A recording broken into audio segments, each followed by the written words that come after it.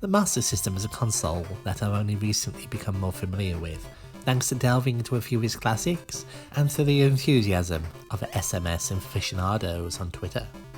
I'd like to broaden my 8-bit of Sega horizons, and will be doing so through Master System medleys, where I choose one game to delve into and submit myself to the whims of fate by using Launchbox's random game feature for 2 to 3 other games. So, let us spin the wheel and see what fate has in store for me today.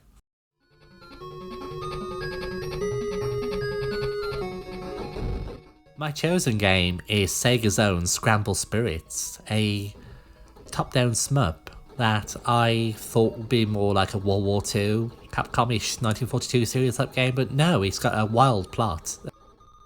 It's post-apocalyptic, basically. It's in a diesel punk post-apocalyptic future, whereas world peace has been attained after the apocalypse and there's aliens invading, which just happen to use very similar planes to what we are flying in this fallen future.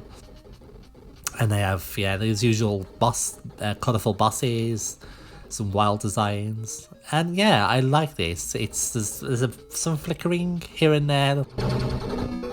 A bit more than I prefer, but given how much is being pushed about on the screen and the colourful backgrounds, there's a lot going on. So I can understand and forgive that. Yeah, it's rock solid stuff as well.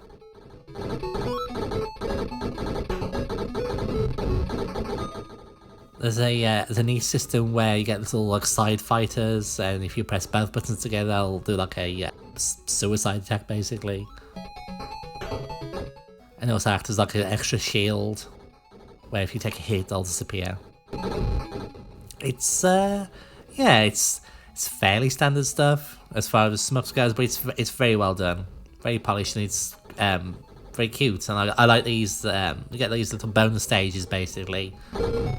You're trying to earn some high points. But yeah, I'm glad to give this a try because I really like it. It's one I think I want to play through with Show, play through together. So yeah, Scramble Spirits gets a thumbs up from me.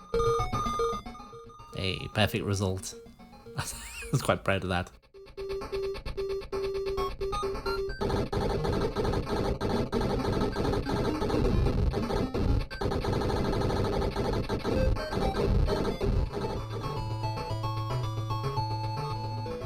Right, our first random game, which was Walter Payton Football. I have no idea who this was. I still haven't looked it up, but I presume it was famous enough to put a name and face on the box to sell. But I'm impressed with this, more so than I expected. This is only a year after Madden on PC first appeared, PC-DOS, and a year before it appeared on Mega Drive. And yeah, Sega have nailed this kind of TV football feel. A decent amount of plays, a small amount of plays, enough to get you by. But in terms of presentation, these little sprites are fine. These big sprites for the interludes here kick off and the referee appears. And yeah, I enjoyed playing this more than I expected. Some of the earlier football games could be a bit ropey, pre-Madden ones. But not this one. And of course there's no licensing, so you got the city names are sort of common for unlicensed games. And uniforms that might vaguely appear like those ones. But yeah, I'm impressed with this one, so this gets a thumbs up as well. Now our second random game is one that's no stranger to me, being an Amiga owner back in the day. And that's Wolfchild. That was one of the graphical action showpieces for the system. And yeah, I knew there was a Master System port, as there were ports to other systems. And I'd seen the screenshot or two, but never seen it in action or played it before. And on the looks front, it looks fantastic. The 8-bit SMS is again punching well above its weight. If you compare this to what a C64 port would look like, or an NES port. but it moves slowly. And there's no music, which makes it a surprisingly dry experience. And a bit plodding, given like the silence, near silence, and the slow scrolling and movement, and it's not that much fun, unfortunately.